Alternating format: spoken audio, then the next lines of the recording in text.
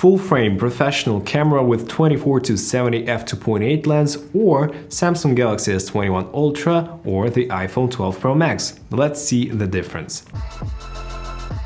What's good guys, my name is Oleg Nikitin, you're watching No Limits On channel. I've already made a video of comparing iPhone 12 Pro Max to the Nikon D780, here is the video and in the description below as well, and it's a very detailed video indeed, and now I'm comparing it to the Samsung Galaxy S21 Ultra as well.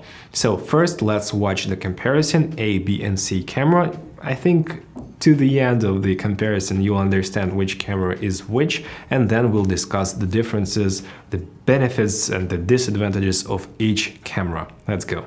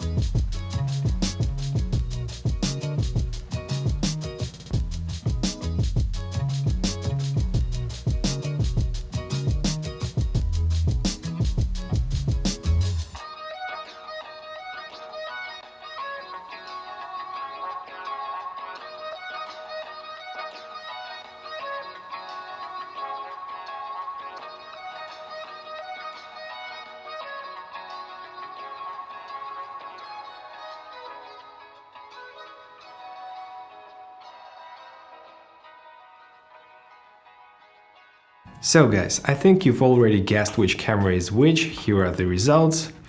And as you can see, the Nikon and the phones are pretty close when you shoot at 24mm, and when you use portrait mode on the iPhone and on the Samsung, they're really getting close. But the Nikon has less dynamic range because it's a JPEG image. Of course, if I was shooting in RAW and then correcting the picture in post, I would get a much more dynamically good picture. But computational photography in the smartphones combines the darker frame and the better lit frame with longer exposure, and you get the results of good shadows and nicely lit highlights, protected highlights.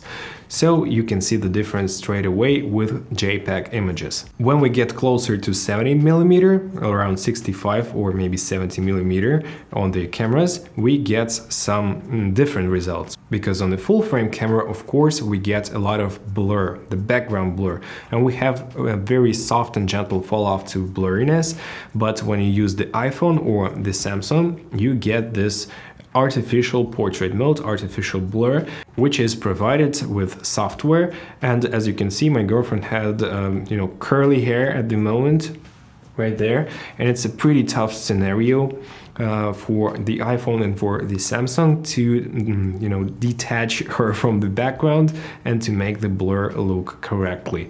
But they did a great job. No matter that the iPhone has the LiDAR sensor, Samsung is doing very good as well. When we go to some kind of macro shots, of course, the full frame camera provides you with better background defocus fall off, and the portrait mode on the phones always gives you, the object is here and it's very sharp and then everything is blurred out. That's not really natural, so that is why there is an edge to the full frame normal camera with good optics. When it comes to night mode photography or just low light photography, the phones are really advanced in this area, because we get the night mode with exposure up to 10 seconds handheld, and you get outstanding results in your main camera modules, 26mm on the iPhone and 24mm main camera on the Samsung.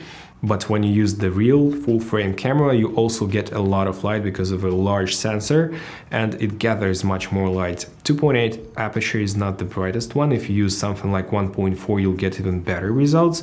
But when you use the telephoto mode in the iPhone, you get a digital crop from the main camera and it looks pretty blurry. The same goes for the Samsung. It uses the 3x camera module, but still the picture appears to be a little too much, too soft and too much denoised. And you can see the pictures from Nikon, and I do enjoy those pictures, but it's harder to shoot handheld. You'd better use some kind of a tripod or at least something like a rail and put your hands on the rail and then shoot a picture to use slower shutter speeds. So guys, the conclusion. In some cases, the phones are pretty great tools for, Instagram or something else, for your family archive pictures, especially in portrait mode. But for different scenarios, still the physics are the king. The bigger sensor and the better optics always matter. Phones are pretty close, but still not on par with the bigger professional, good full frame cameras with good optics. So this is my opinion, guys. If you have a different opinion, you can share it in the comment section below. And also, if you did like the content on my channel, please smash the like and subscribe buttons, as I say in my videos, and hit the notifications bell to get notified when I post my next video 2 times a week, by the way. This was Oleg Nikitin and No Limits On, guys. Take care. Bye.